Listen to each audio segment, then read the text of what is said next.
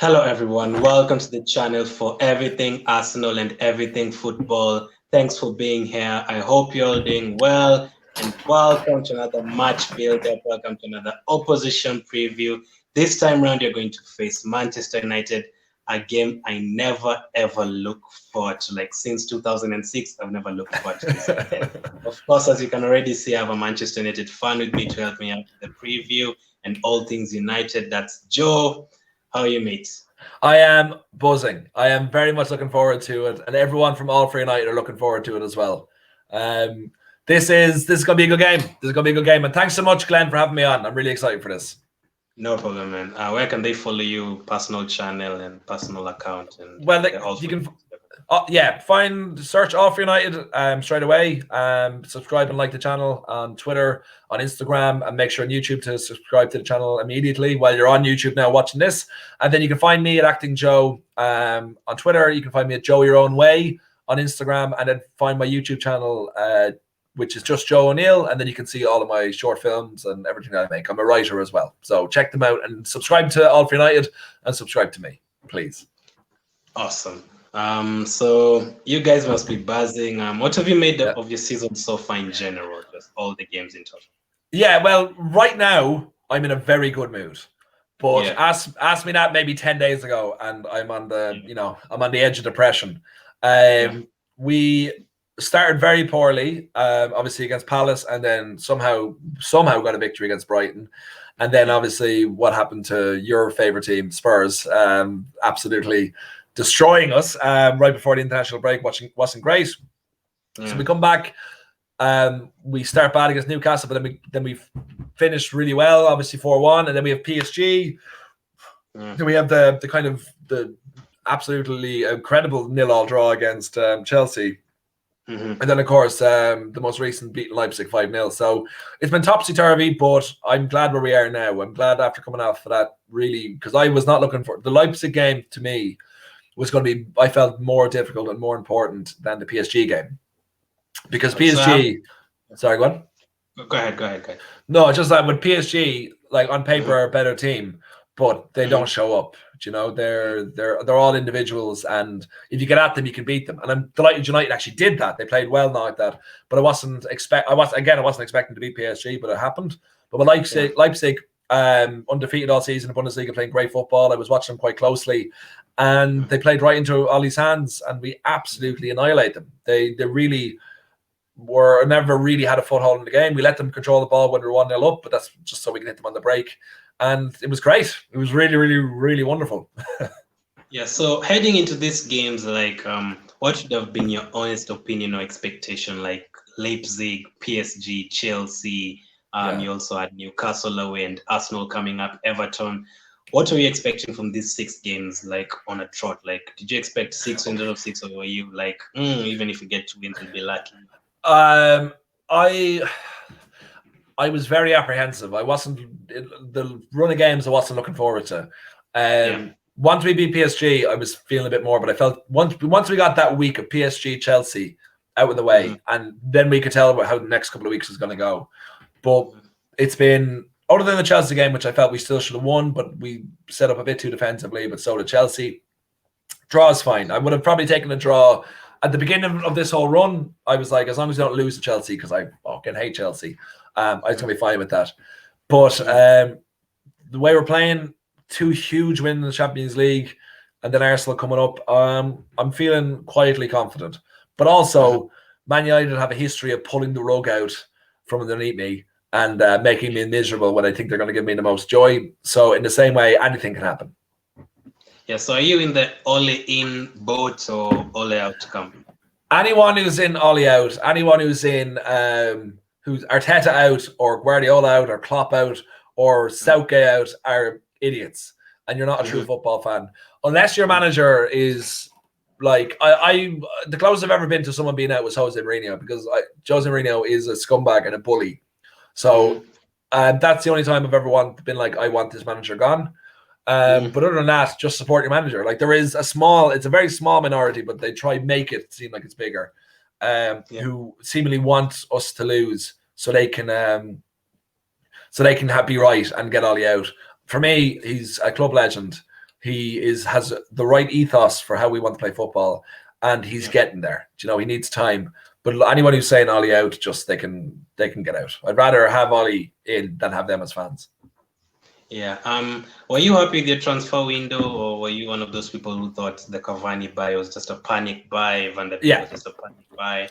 Van der Beek, I don't think was a panic buy. I think that was an opportunity, and they took it because it was a good deal for a very, very good, promising player.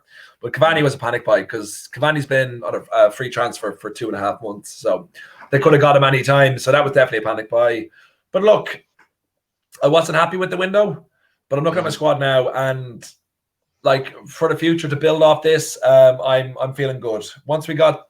If the players seem to have gotten past the loss of Spurs and are stronger, look, if you lose 6-1 and then beat the European Championships runners up and then the semi-finalists from the Champions League last year and the current Bundesliga winners in like 5-0 and 2-1, like there's something going right there. So we just have to keep the momentum going. And when United have the momentum up, there's very, very difficult to beat them. We've lost 9 games in 18 months. Under Ollie, so like that's when momentum is high, and when it's high, it's excellent. You know, just the defeats we get are generally awful.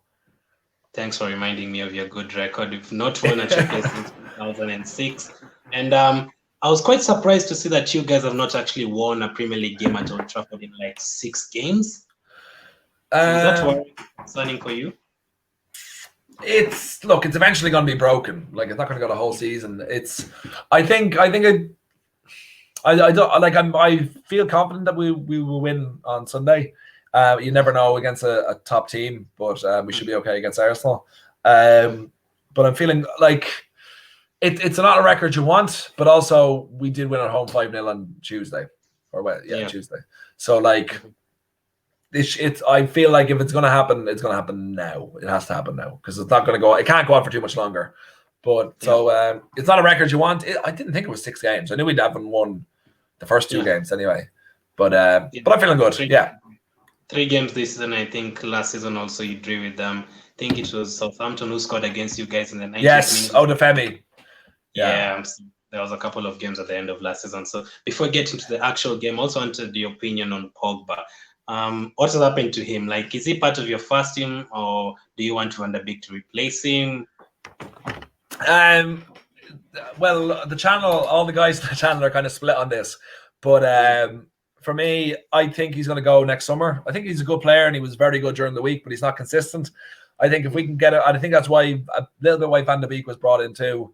I feel he'll go next summer. We'll get a good price from him, and then we can rebuild players that like are of a really good quality that will bring in, week out. It might not be as good as Pogba because he is an excellent player on his day. But like if we get 3 players that will improve the entire squad, then I feel it could be good to get rid of him. I hope that he kicks on this season though, has an amazing time, and we don't sell him if that's the case. But if he does, if I had the option to sell him now, I definitely would. How much would you want for him, or how much do you think you'd get for him? 120, 130 million. And I don't even think he's worth. Yeah, I don't think he's worth that. But I think that's just the way the market's gone. It's like Neymar's 260 million, Coutinho's 120. It's not about how good you are; it's how many jerseys you can sell. So, I think, and he's a World Cup winner, plays for France every week, coming from obviously another huge club, one of the biggest clubs in the world as well. And it's United aren't going to lose money. Maybe 120, 130 million. Yeah, Smalling is 20 million. Iwobi is 40 million. So I don't it's crazy. So, how long have you been a United fan? My whole life. I'm actually, for the older Arsenal fans that are watching this, they might remember this. Go to the wrong side. They might remember this jersey from, I believe, February 2001. A nice drubbing of 6-1 over Arsenal. Dwight York with a hat-trick, Roy Keane with a goal, Solskjaer with a goal, Teddy Sheringham with a goal. Henry, your beloved Henry, my absolutely despised Henry, got a goal for you. But hey, I think we actually took the lead in that game. Yeah, no, did you? Yeah, I think it was 1-6. Unless the only other way, maybe scored 1 and then we equalized. It was 1-1. It was 1-1. And I remember every goal in that game. I remember where I was watching it. Can you recall the year you supporting United? How many years? Yeah, since I was born. My whole life. My dad is Man United. Which year exactly? No, 1990 was my first. Yeah, when I was born. So from then on, yeah. So your first when you started like really supporting United and watching every game. So you're already a fan by this time, right? You're already a fan by that time. Oh yes, I remember that. We won that game 2-1. Roy Keane scored twice.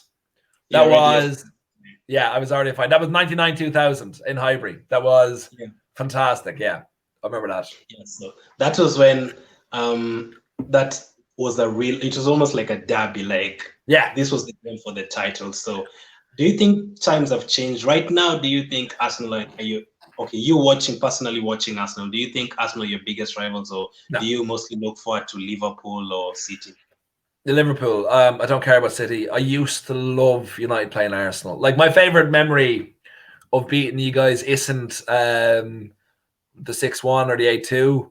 It's the 6-1 was pretty great, but no, I think the best one was 2008. Owen Hargreaves free kick 1-0, which kind of sealed us the title. That was 1-0. I remember that game.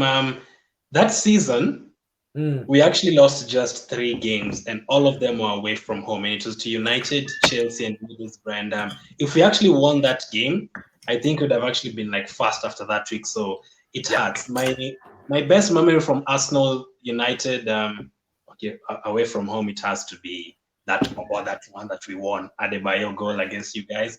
But in general, I remember that I think it was 207 and Henry and Van Persie scored comeback win after Rooney scored 2-1.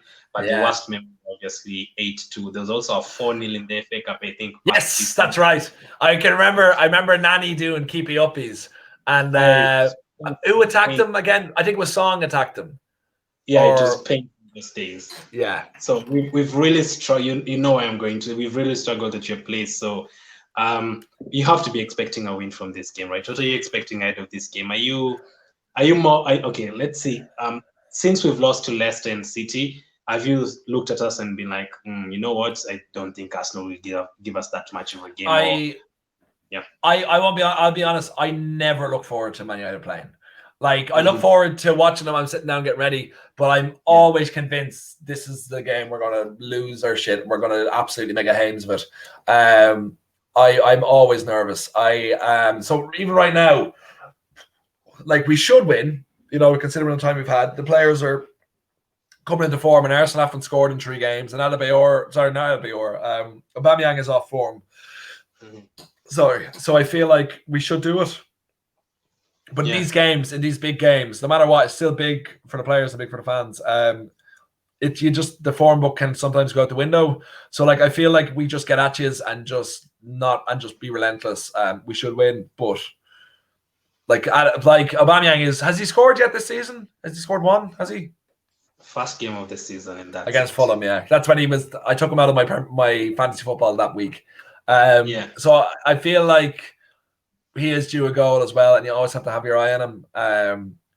So I am nervous. I am always a bit nervous, but especially when it's a big game against, like the Arsenal or Liverpool or Chelsea. Even though I don't see Arsenal as it's not the game it used to be, it's still one you'd be nervous about always. Who are you most scared of from the Arsenal team apart from Aubameyang? Saka? No, not Saka. Sorry. Who's your man that scored against Dundalk? Saka. What's his name? We're talking about Willock scored, Nketiah scored, and Pepe scored. Okay, none of them. Are you talking about Saka? I am talking about Saka. Yeah, I said Saka. Yeah, Saka. Yeah, he's absolute quality, and he's coming through. Who else aside from that? Aside from Aubameyang, the obvious one. Lacazette, if he's playing, is a threat. He didn't really turn out the player that anyone thought he was going to be, but I don't know. Like it's kind of other than Aubameyang, it's not great. You're an FA Cup winning team, and you had a good run at the tail end of the last season, somewhat of a good run. So you haven't got the same threat as you used to. So if you kind of get Mark Aubameyang out of the game, I think we're better defensively. but we're struggling attacking wise. So we are trying to defend too much, and we're struggling attacking wise, and we're depending on Aubameyang too much. So playing him on the left really isn't helping us.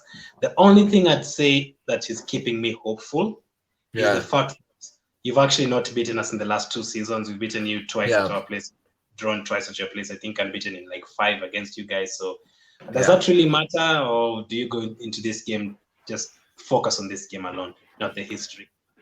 Yeah, look, every United fan prefers looking at the history at this moment in time, unfortunately. But same with Arsenal fans.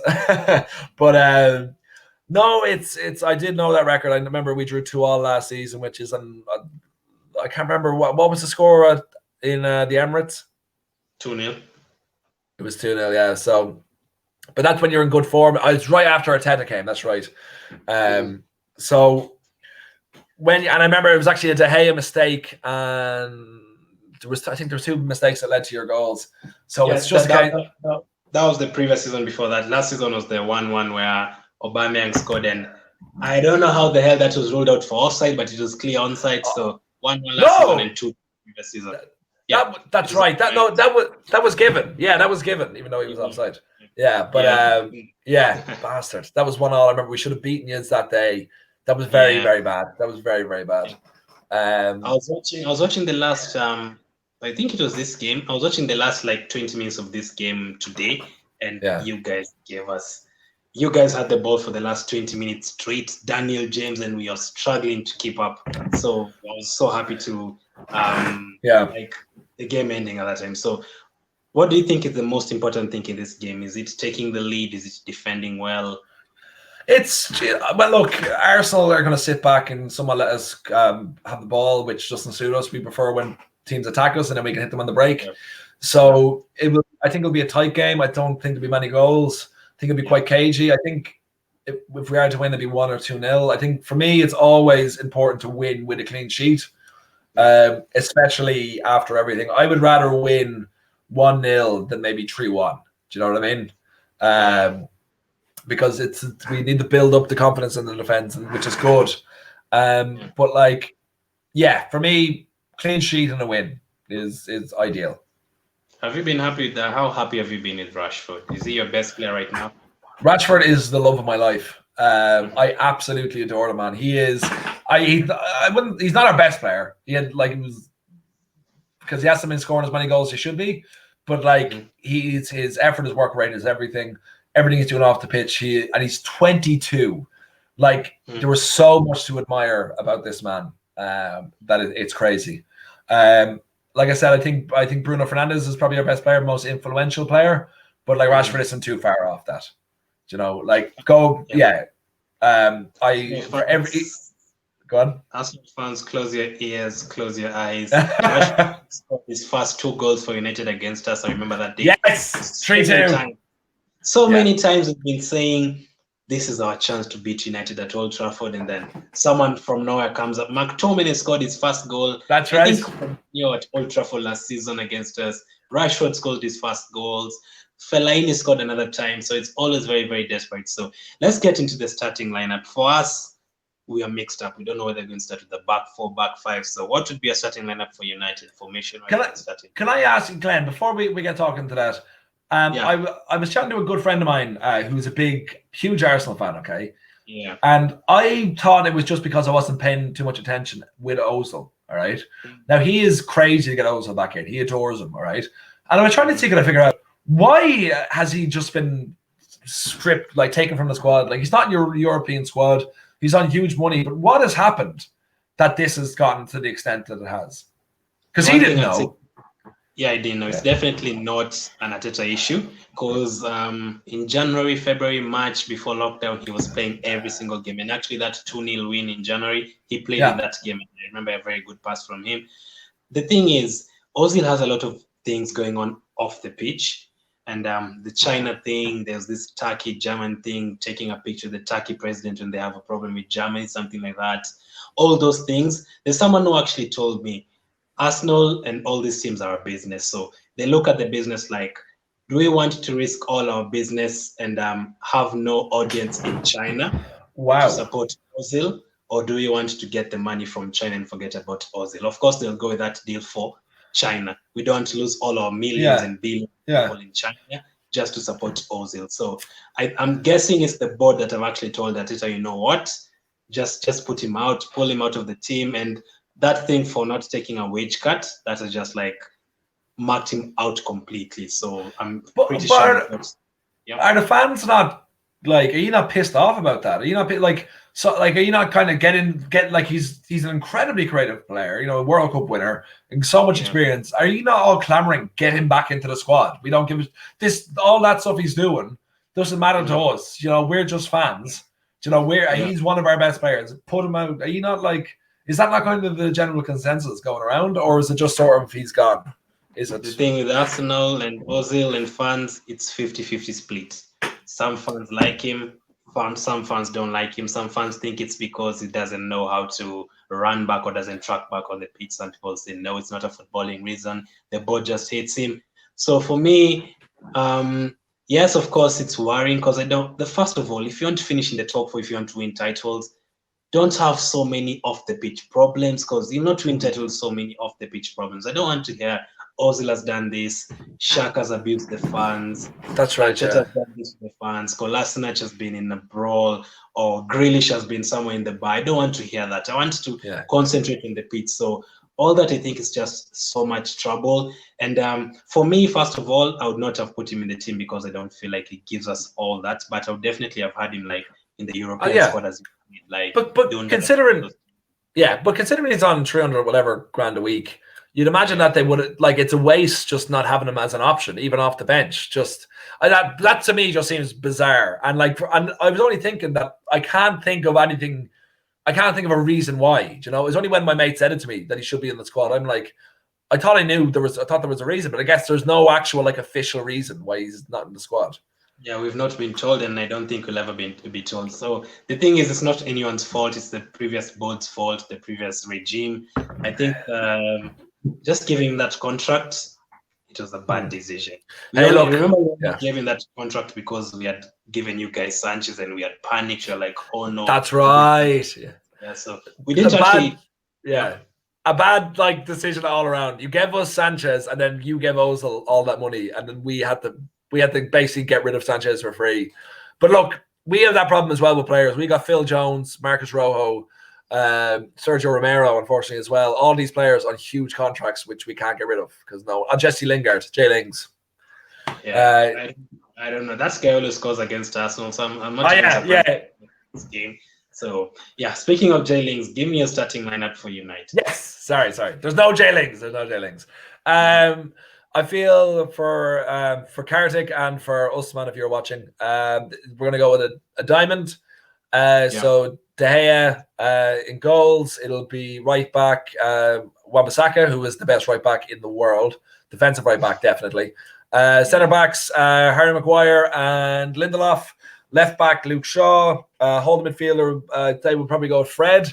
Then it'll be Donny van de Beek and Pogba. I decided each other in the centre. You'll have Fernandes pushing up into a kind of a false nine, and then on either wing, on left wing, you will have Rashford. Rashford and Greenwood. Yeah, that makes sense. Yeah, because I was going to say Martial, but he's banned. So Rashford one side, Greenwood the other. You said Cavani forward? Cavani's on the bench. Cavani's on the bench, and who's the number 9? Number 9 is Bruno Fernandes, and then in front of him, either side, is Rashford and Greenwood.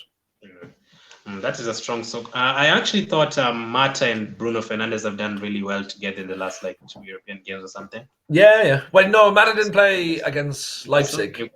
Newcastle away. And he played against PSG as well. And he's excellent. Mata, I love Mata. I absolutely he's the most underappreciated footballer probably in world football. And he is, but he's 32. You know, he doesn't have the legs. He can't run back. You know, all this sort of stuff. We actually had a bet on on our Wednesday night show.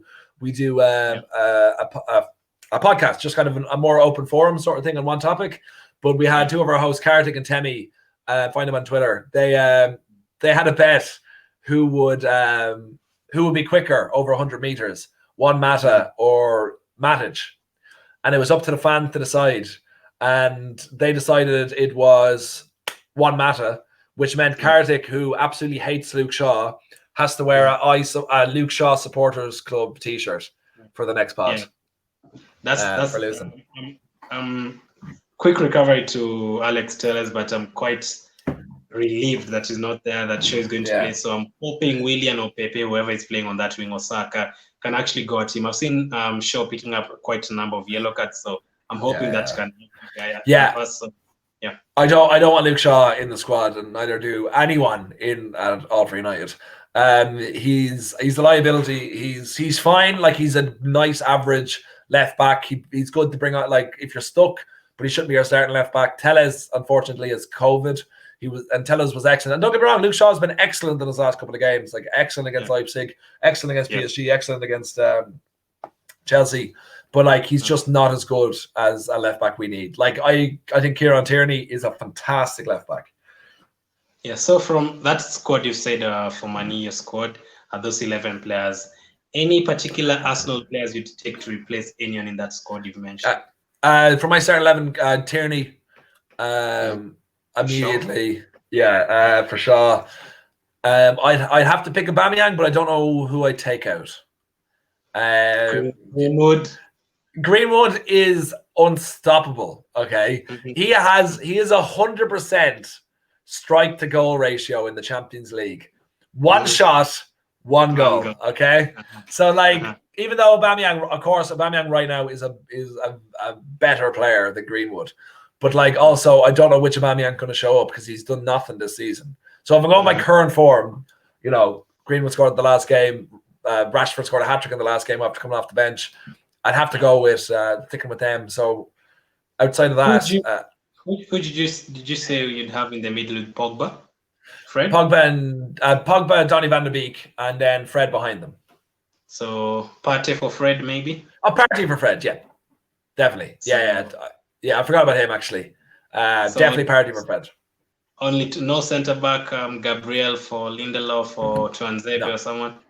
No, so don't you ever say anything bad about Tuanzebe again. Not my accent.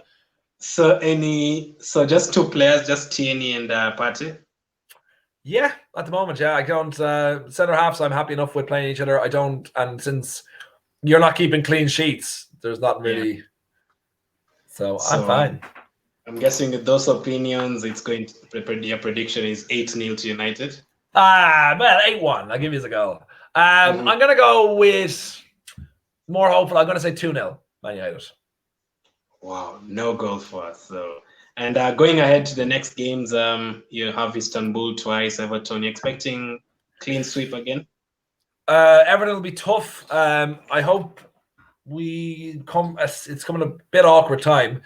If we comfortably beat Istanbul, win in Istanbul, hopefully rest a couple of players, maybe. They're not a really great squad.